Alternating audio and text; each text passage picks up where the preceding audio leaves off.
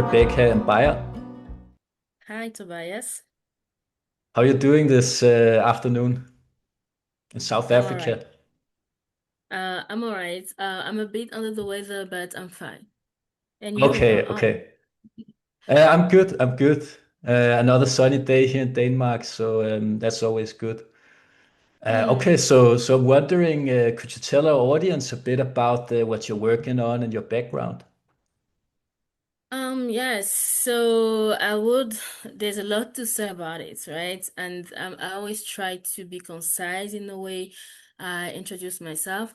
But then, right now, what I'm working on, I'm focusing on bringing African perspectives and voices into the global AI conversation. Um, the main way I do it is through my Substack newsletter that I started this year in March. And it's a bit of a new territory for me. It's a new space for me writing my thoughts so openly, but um it's also at the same time falls within the kind of work that I've been working on. And the things that I've always cared about, which is looking at the power dynamics in development and technology and how these affect underserved communities, especially in Africa, but also across the global south. By training, I have a master's in international relations, and I also went to the business school to specialize in management and business administration. Um, I did all of my university studies in South Africa at Vert University. But I am from Congo. That is the DRC. So there are two Congos in Africa. So I am from the one that has capital of Kinshasa, because the other one is Brazzaville. And so my background, my personal life, my background in academics, my professional background is in monitoring and evaluation, and looking at how the different development programs that are implemented on the African continent is really affecting those communities and bringing the kind of impact that we want to see. So when you take all of it together, it's really just all sync almost like perfectly into the work that I do. Because what I've noticed is that African voices are always um, kind of excluded, but even when we are included in global conversations, is more on a tokenism kind of level than real authority and representation. So in a nutshell, I would say, yeah, that's where I am right now. What got you into working with AI and thinking about AI? Yes, so it's really because I don't have a background in AI. That's something I need to clear out there. I don't have a technical background in AI. I'm not interested in having a master's in data science, to be honest. At some point, I was like, maybe I should go there because at some point there was so much hype about AI, and I was like, maybe I should jump the train. But then I had to pause and really look at where I've been from, the journey that I have traveled so far, understanding what is my place as a woman from Africa, from a country that is often left out of this conversation. What is my place in this whole huge picture when it comes to AI? And it does feel intimidating because you're like, I'm not the kind that would be in those rooms, right? First of all, I haven't been to Harvard. I haven't been to, I don't know, any of those big universities. I don't have an academic background in AI or in machine learning, and I'm really not interested in that. But I'm from Congo, right? Turns out, Congo provides 70% of cobalt reserves, and cobalt is one of the mineral resources that we find in all the technologies that we're using right now. So I was sitting with myself, and then I realized that, oh, we actually fueling this entire thing, right? So I have the right to be in the room. I mean, like, of course, that this might come across as some sort of boasting, but it's the truth, right? There wouldn't really be these tech revolutions if it wasn't for what we have in our soils, in our uh, uh, country, in the different regions that we have within the country that are actually right now going through a lot of tensions, wars, and we have resource wars happening. The eastern part of the country has been at war since I was born, actually. It's been about 30 years right now. And of course, someone will say, well, AI only really started booming right now, so you can't tell me that the third year of war was because of AI. But it was because of the demand for tech, right? There's always more demand for tech resources. And right now, with the democratization of AI, and because everybody is using it so much everywhere, generative AI mostly, we now need more data centers, we need more GPUs, more CPUs, more TP. So all of these GPUs and chips, they use a mineral, um, different types of minerals that we find in my country too. So that's how I was like, okay, I won't need anyone to give me permission to get into this because a lot of my brothers and sisters are dying, unfortunately, in that part of the country, and they need as many voices as they can to join this cause. So yeah, here I am. And is this That a that's major? one that's Yeah. one part of it. That's one part of it. Okay. What's the other part then?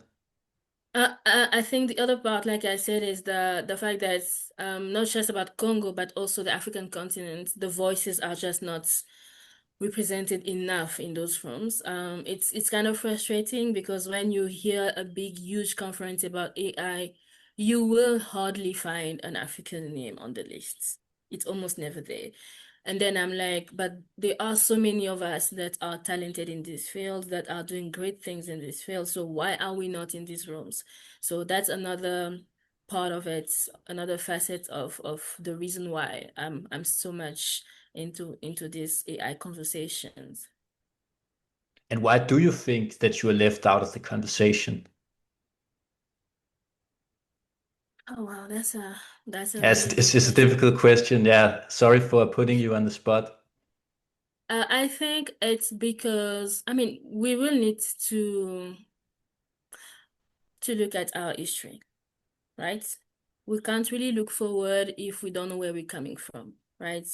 And we can't really understand our present right now if we don't understand where we're from. So when we look at the history of the continent, um, it has always been a story of exploitation by external entities, exploitation, extraction of resources, extraction of not just resources at the level of minerals, but also human resources, right? I mean, we all know about slavery, we all know about colonialism. So it's just represented in different forms in each era, right? Even if right now we're not going through colonialism the way we used to know it.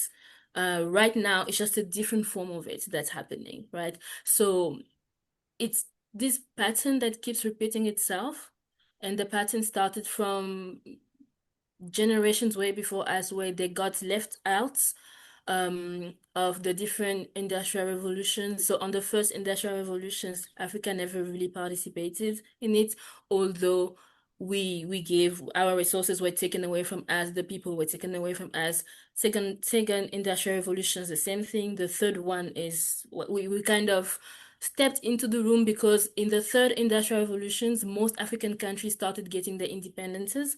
But it wasn't really the kind of independence that we were hoping we would have because the colonizers still had a huge I would say decision-making power into the internal affairs of the continent. So as much as we would say we got our independence, it wasn't the kind that really made us free and able to make our own decisions. So now we are in the fourth industrial revolution, and it's the same thing that is repeating itself. Um, Digital colonialism is happening right now. AI colonialism is happening right now. So what's happening is that we are brought in the room, right? We I'm trying to find um a diplomatic way. to say this without sounding like a politician, but we are not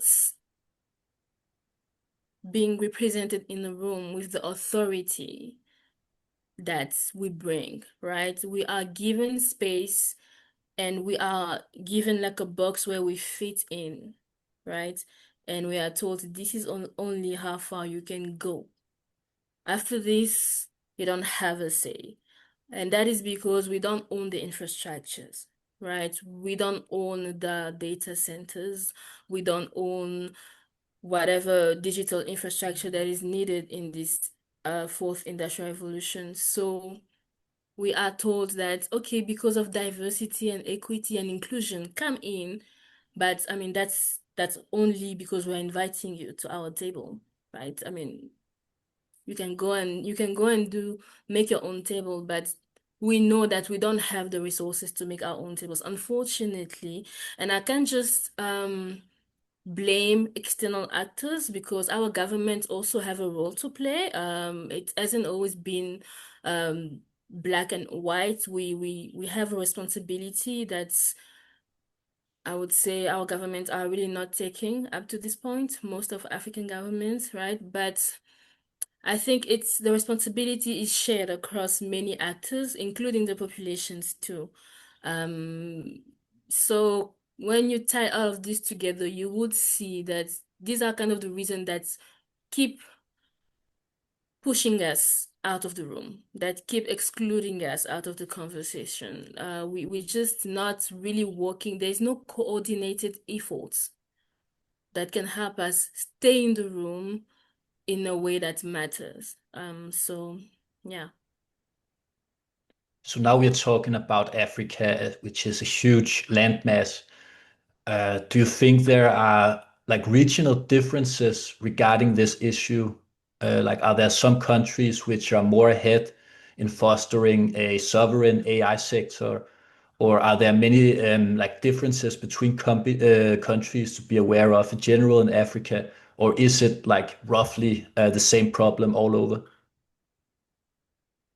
I would say when it comes to AI, it is different.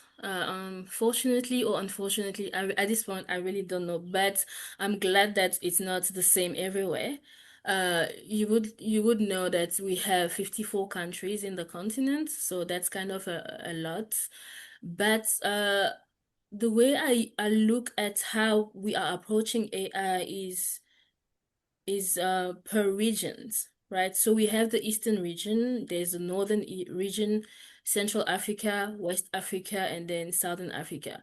So what you would notice is that the Eastern region is kind of leading the pack right now when it comes to how they are approaching AI. They have the infrastructure, they are kind of ahead of the curve. You have countries like Kenya, Rwanda, Tanzania. These are countries that I think Swahili is spoken in all of them. It's because Swahili is an African language, but it's spoken in more than one country.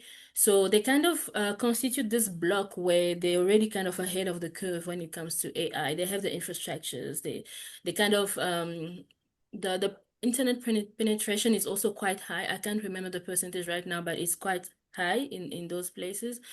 So East Africa is leading the pack.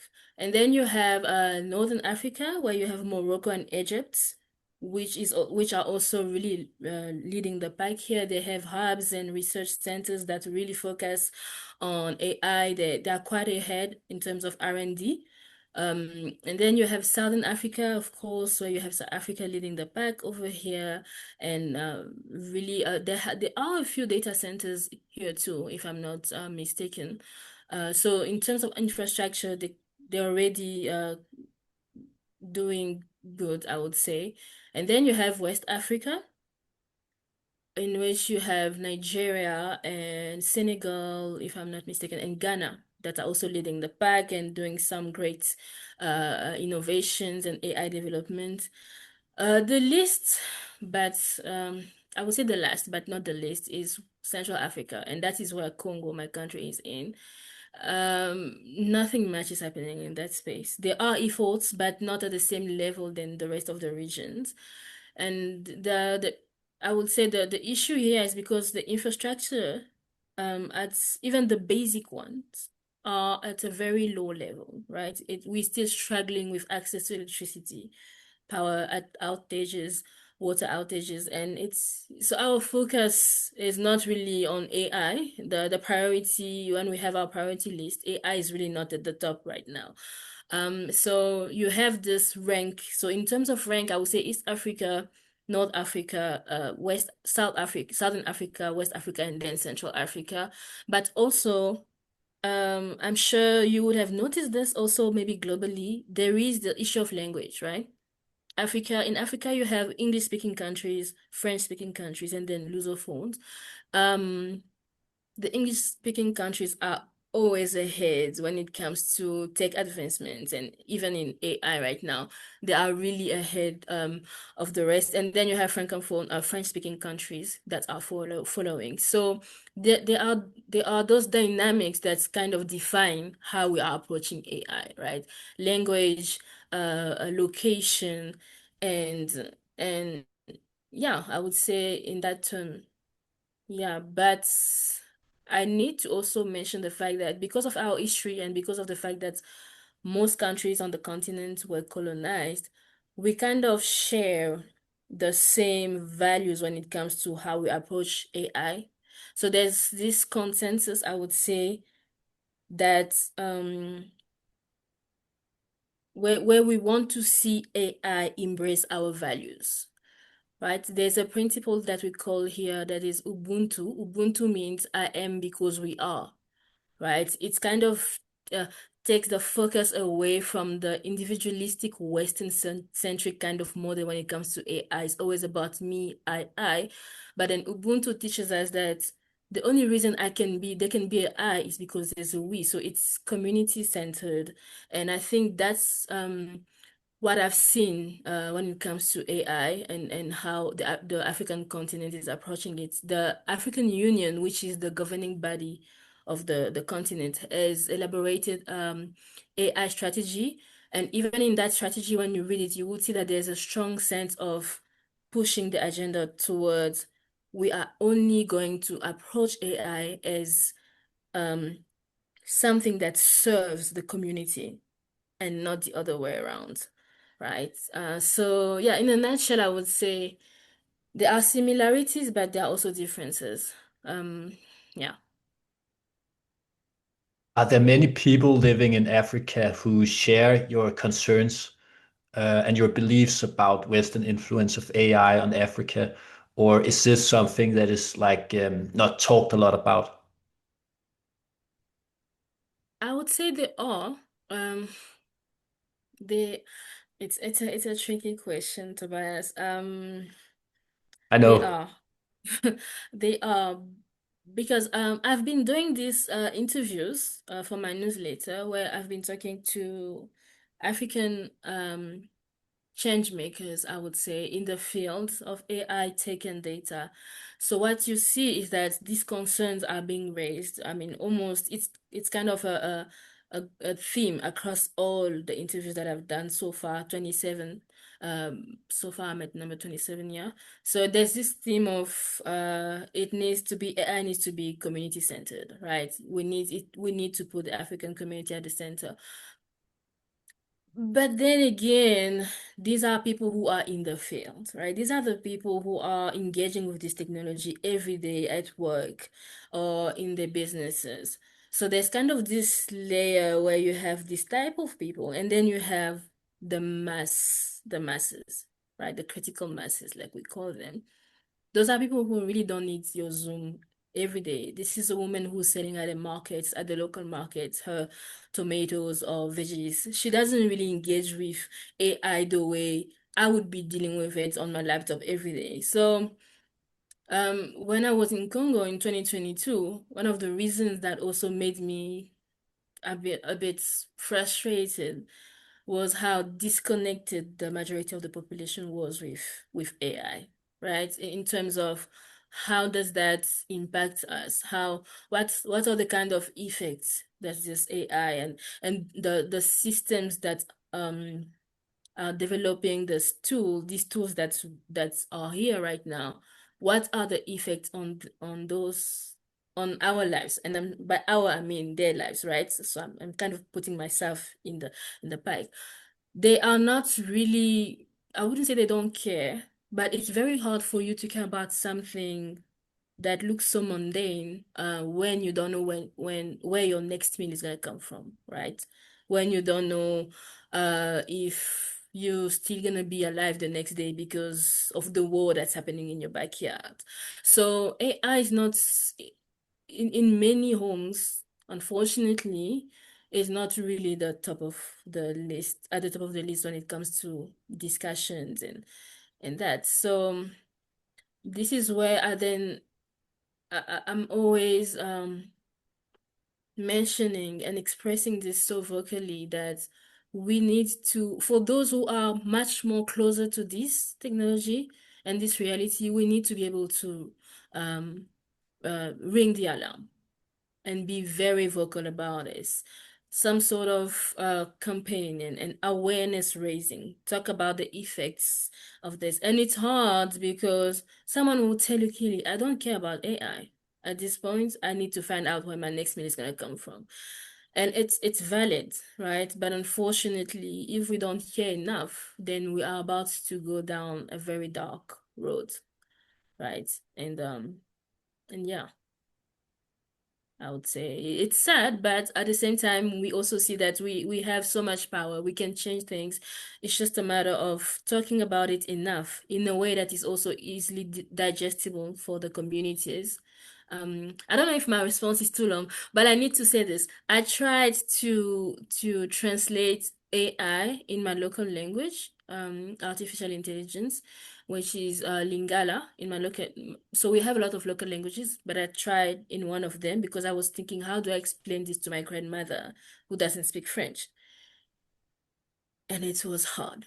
It was really hard because artificial in my language would mean something that is fake or something that is not real. So how do I explain an intelligence that is not real? And then you need to trust it and use it. So that dynamic itself makes it hard for some corners of the world, like, you know, my country, to be able to explain AI and what the impact could be. But we're still trying. We're trying to do some work in that area, and hopefully we lay the foundation at least. Yeah. So, in the best case scenario, if we look 20 years ahead in the future or 30 years, what could that look like regarding AI adoption and technology adoption in Africa? Do you think that technology could in some way be used to help Africans and resolve some of the issue the continent is facing today? Or are you more skeptic or negative about the impacts only? Your questions are not easy. These are the kind of questions I would have loved to write about rather than talk about. Um, Look, I would say there is a little bit of hope, right? There is a little bit of hope. In 20 years, w-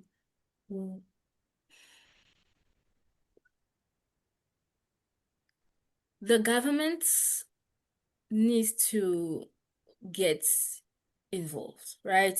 Because I'm thinking that what's happening right now in most African countries is the private sector, is the communities on the ground, the grassroots initiatives that are kind of pushing this forward, this AI agenda forward. Like, let's look into this, the impacts and all.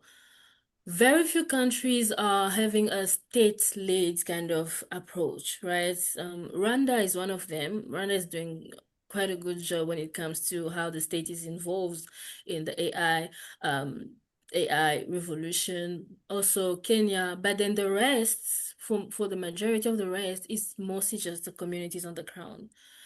And if it's just left to the communities, we are running the risk of having a very dark 20-year, in the next 20 year, having a very dark, ending in a very dark place because the communities don't have, by themselves, don't have the kind of power it takes to really bring the transformation, the good transformation that AI can bring in a country.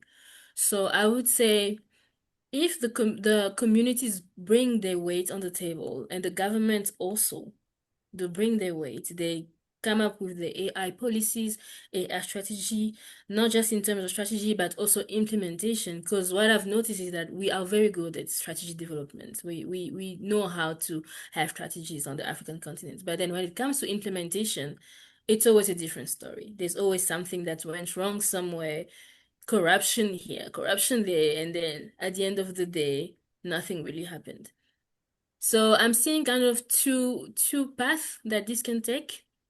Um, I think there's the law of Murphy. Murphy's law say that anything that can happen will happen, right? And I'm thinking that in both cases, worst case scenario and best case scenario, anything that can happen will happen. Um, but the responsibility really always fall on the people, right? Always falls on the actors who need to bring their weights in. And for me, government needs to step in, and the communities also needs to step in. How strong do you think the African Union is? Is it like an effective way of coordinating You're politics and gonna get me in laws? trouble. You're gonna, um, I think, oh, wow, that's kind of a hard question. The African Union is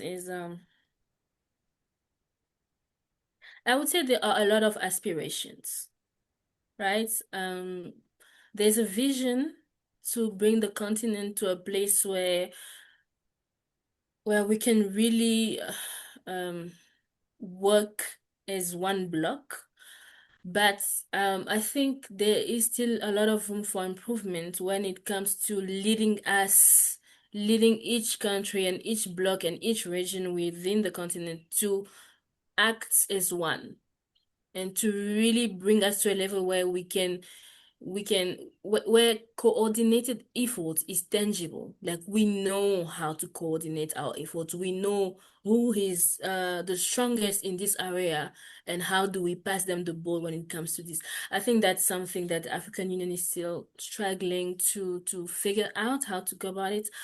I mean, I can only understand also it's not easy. I mean, 54 countries, each country has its own currency, each country has its own regulatory space, legal space. Everything is so different. And then we don't communicate in the same languages. We have our local languages, and of course, we use English and French when we are all in those conferences and stuff. So there are a lot of elements that make it hard for the African Union to really bring us to a place where we can move as one block. And I think that is the only way we get to prevent Africa being colonized again, right? Is we can only do it if we really move in one block. I'm not saying we must become one country. I'm actually for the diversity in the different countries that we have. But at the same time, sorry, I look at places like the EU and I really appreciate how the EU has been able to really bring in that coordinated effort in a tangible way where we can see that it's really moving as a bloc, although it's many different countries. We can learn some lessons from there and adopt and adapt it to our realities. Why did this not happen so far? I have no idea.